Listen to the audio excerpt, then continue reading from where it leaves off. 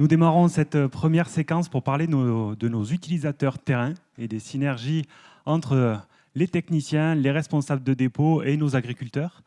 Alors, après 3 ans d'activité, Aladin a considérablement évolué pour coller au plus près des besoins de nos utilisateurs.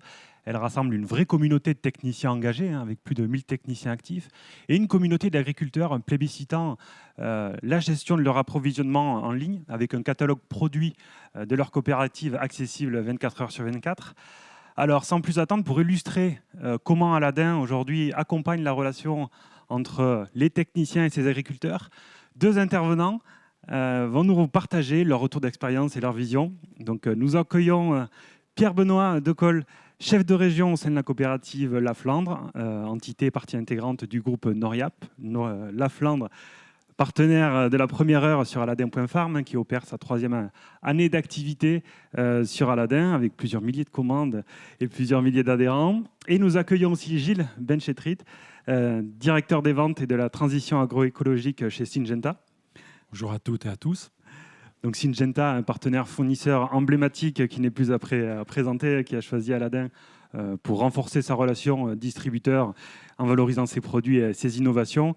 Et on démarre avec Pierre-Benoît, avec une première question déjà pour rappeler un petit peu le contexte dans lequel votre coopérative évolue sur Aladin. Alors, est-ce que vous pourriez nous décrire justement comment est utilisé Aladin pour la mise en marché de votre offre? Donc, tout d'abord, bonjour à tous. Donc, la Flandre, la coopérative La Flandre, issue du groupe Noriap, a fait le choix, dans le cadre de la loi Egalim, de créer une nouvelle politique commerciale qui s'appelle Presta. Presta de prestation de services. Et pour nous, le mot service a tout son degré d'importance. Et parmi l'ensemble des services, il y avait les services du web. Et c'est de là qu'on a intégré Aladin. Aladin, pour nous, aujourd'hui, c'est 13 millions d'euros de chiffre d'affaires en moins d'une année. C'est plus d'1 million d'euros par mois. C'est 4000 commandes. C'est plus de 1200 agriculteurs connectés. Donc, non seulement, je dirais, sans aucune prétention, on peut dire que ça démarre sur les chapeaux de roue. Et en plus de ça, je pense qu'il y a vraiment un avenir qui pourrait nous permettre d'atteindre les 100% de la pro. Merci Pierre-Benoît. Et justement, pour être encore plus précis dans cette relation, comment est utilisé justement Aladin par vos techniciens dans leur relation avec leurs agriculteurs? Quelles sont les attentes en fait de chaque partie prenante?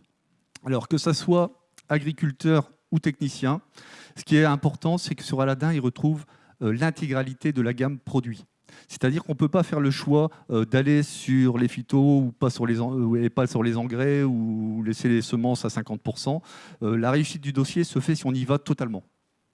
Voilà. Le facteur clé de succès, c'est le catalogue complet en ligne sur Aladin pour que l'agriculteur retrouve... Le deuxième facteur aussi de réussite, c'est l'ensemble des informations. C'est des informations commerciales avec l'intégralité des prix. C'est également les informations techniques, d'où l'important de nos fournisseurs, ici présents Syngenta, mais également les informations réglementaires. Voilà. Et en termes de disponibilité, de promesses logistiques derrière? Alors ça, c'est un grand sujet qui nous a permis justement d'utiliser ces dernières semaines avec le schéma géopolitique Russie-Ukraine, la gestion des stocks, d'accord, les quotas. Avec la flambée des matières premières, je peux vous dire que ça nous a rendu service. Et c'est une grande aide à la vente, non seulement pour le TC, pour l'agriculteur, mais aussi pour la santé financière de nos entreprises. Et dernière question, comment un agriculteur recherche un produit derrière sur Aladin? Quel est votre retour d'expérience et le partage que vous avez avec eux? Qu'est-ce qu'ils regardent sur une fiche produit? Alors, les données réglementaires, ça c'est hyper important. Encore une fois, je répète ce que je disais tout à l'heure, c'est important de construire, je dirais, l'avancée d'Aladin avec nos fournisseurs. C'est hyper important, c'est-à-dire que l'information doit être faite au jour le jour. D'accord ? Tout élément doit être à la portée et de manière fiable. D'accord. Merci Pierre-Benoît. Je me tourne vers Gilles. Gilles, du coup, quelles sont vos réactions sur ces éléments? Moi, les réactions. Alors, d'abord, bonjour à toutes et à tous. Je suis complètement aligné avec Pierre-Benoît. Je pense que pour le technicien et la relation qu'il a avec ses agriculteurs, je crois que le canal digital, traduit par Aladin, est un outil formidable qui permet d'établir une nouvelle relation avec ses adhérents. Donc je pense que la question n'est plus de savoir si le digital est quelque chose qui va arriver ou pas. La question, c'est à quelle vitesse l'adoption va se faire. Et du coup, de votre côté, côté fournisseur, qu'est-ce que vous permet de faire Aladdin que vous ne faisiez pas avant ? Côté fournisseur, ce que l'on peut dire, c'est que Aladdin, ou tout ce qui est canal digital, est un formidable outil de promotion de nos savoir-faire et de nos innovations. Sur plusieurs points. Le premier point, fournisseur de contenu et mise en avant de notre gamme, qu'elle soit produits phytosanitaires, semences, biosolutions, services, et bien évidemment communication d'une façon générale. Alors quand on va sur la page univers de nos souhaits de communication de nos bonnes pratiques agricoles, ce qu'on appelle chez nous, dans notre jargon, le stewardship, donc c'est à cette communication qui est disponible à chaque instant. Et puis, ça permet aussi d'y apporter des contenus rédactionnels un peu plus fouillés sur des thématiques diverses et variées. J'en veux pour preuve 3 communications que l'on a faites sur Aladdin, le mildiou et la vigne, la gestion du sclérotinia dans les colzas, la stratégie des herbages maïs, donc sur des thématiques assez riches en termes de contenu, lesquelles thématiques peuvent également faire l'objet de newsletters. Ces fameuses newsletters peuvent être communiquées soit à l'agriculteur, adhérent à Aladdin, soit aux technicaux en lien avec les agriculteurs. Donc je trouve que c'est un outil de vulgarisation assez fabuleux. Enfin, c'est aussi un outil qui permet de faire du ciblage millimétré. Lorsqu'un agriculteur va se connecter sur le site pour faire un acte d'achat ou consulter une fiche produit, on a constaté que l'expérience a été menée avec des résultats dont je vous livrerai le contenu, c'est que lui est envoyé automatiquement un mail avec les bonnes pratiques d'usage, sachant que pour Syngenta, tout ce qui est accompagnement de nos produits pour garantir la pérennité de nos matières actives est quelque chose de fondamental. Et on s'est aperçu qu'en faisant ça, sur un exemple, sur un produit spécifique qui ne nécessitait, 1230 emails ont été envoyés avec un taux d'ouverture de 50 à 60%, ce qui est quand même assez fabuleux, parce que bien souvent, quand on fait des campagnes d'emailing, on n'est pas à ces résultats-là. Donc, véritablement, c'est à la fois une communication générale sur du fond, mais aussi de la précision sur un ciblage que l'on souhaite. Ça nous permet de toucher nos cibles concernées par les produits avec un plus grand impact. Enfin, troisième point, nous avons chez Syngenta une stratégie de développement des services et des outils.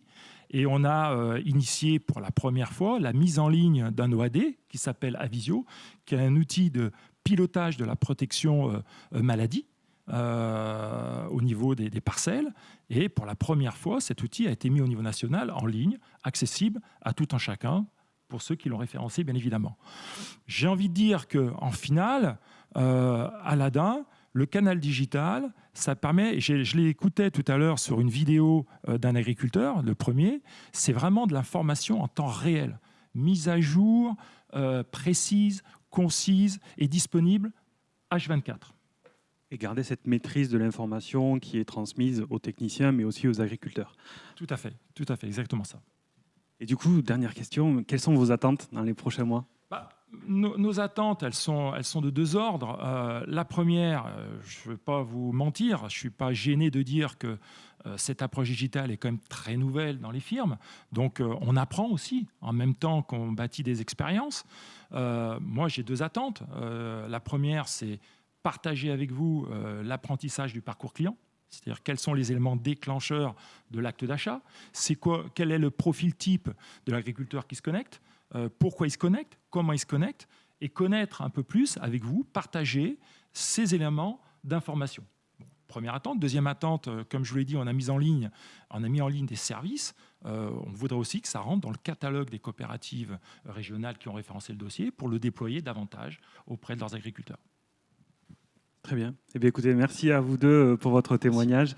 Donc, quelques éléments de conclusion, mais c'est vrai qu'on voit bien la montée en puissance d'Aladdin en tant que canal privilégié et canal de proximité par les coopératives et leurs techniciens pour répondre aux attentes des agriculteurs, notamment avec des contenus, et toujours plus de contenus techniques et réglementaires qui sont facteurs clés de succès en fait, de cette dynamique de conversion.